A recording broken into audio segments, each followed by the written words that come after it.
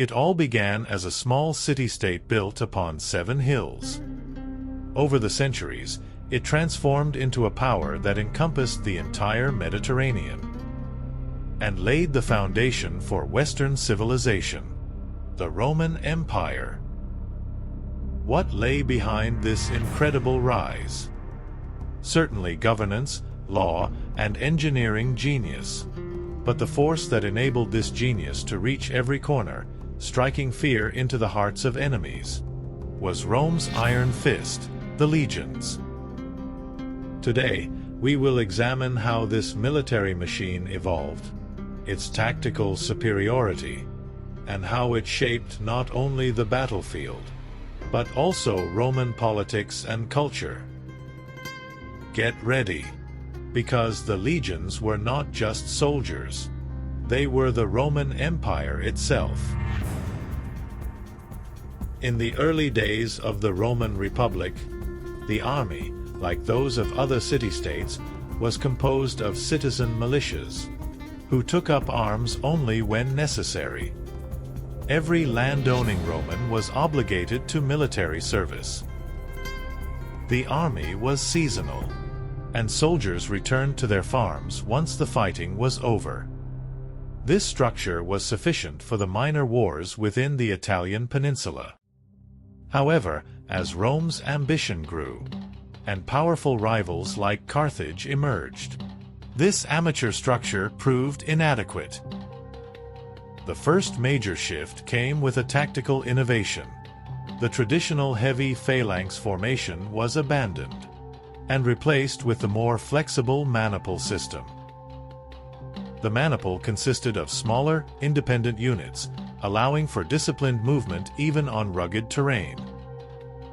But the reforms that fundamentally transformed the army came at the end of the 2nd century BC, led by a general whose name would be etched in history in golden letters. This is where one of the most significant transformations in military history takes place: the Marian Reforms by Gaius Marius. In 107 BC, Marius took a radical step to solve a major military crisis.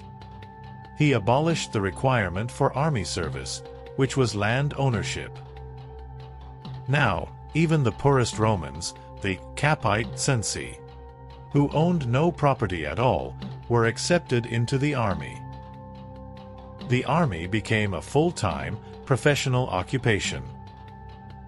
Soldiers received regular pay from the state, equipment, and most importantly, the promise of land grants as a retirement bonus once their service was complete.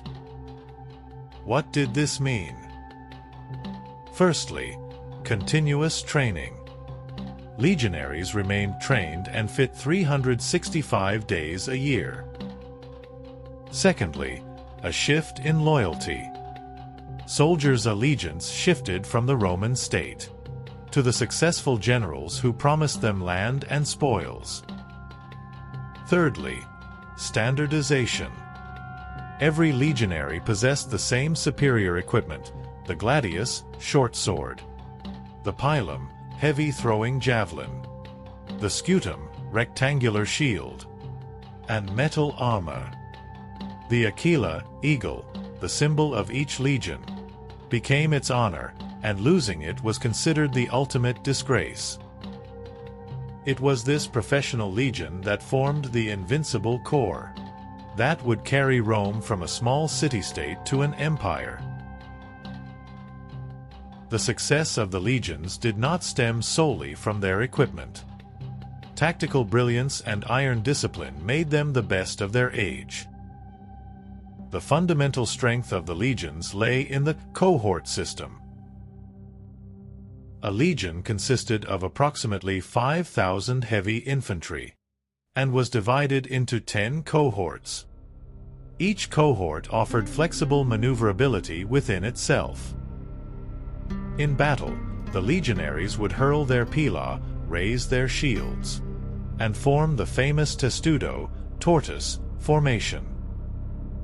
This formation protected the soldiers from arrows and projectiles, while in close combat, they used their gladii to quickly overwhelm the enemy.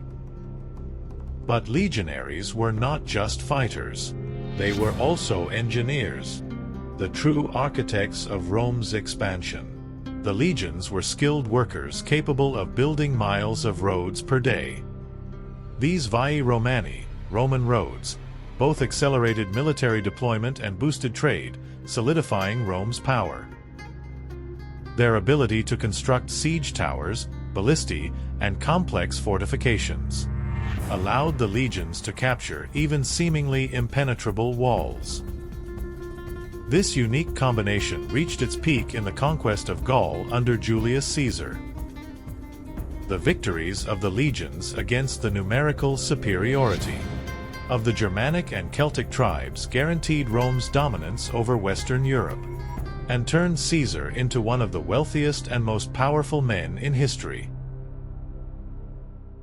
The professional army created by Marius expanded Rome's borders, but also signaled the end of the Republic. Owing their loyalty to their generals, the legions suddenly became political bargaining chips. Sulla, Pompey, and of course Julius Caesar used their legions for their political interests in Rome. When Caesar crossed the Rubicon River with his legions into Italy in 49 BC, it sparked an irreversible civil war, changing Roman history with the phrase, Alia iacta est. The die is cast. This series of civil wars ended when Augustus, the first emperor, took power in 27 BC, establishing the Principate, empire, by centralizing this political power. The only way he could do this was by bringing the legions entirely under his personal control. The legions were now sworn directly to the emperor.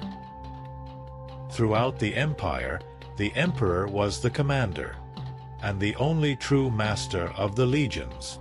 A legion's support was the guarantee of the emperor's continued reign. Withdrawing that support meant civil war or assassination. The legions had raised Rome. Now, they ruled Rome.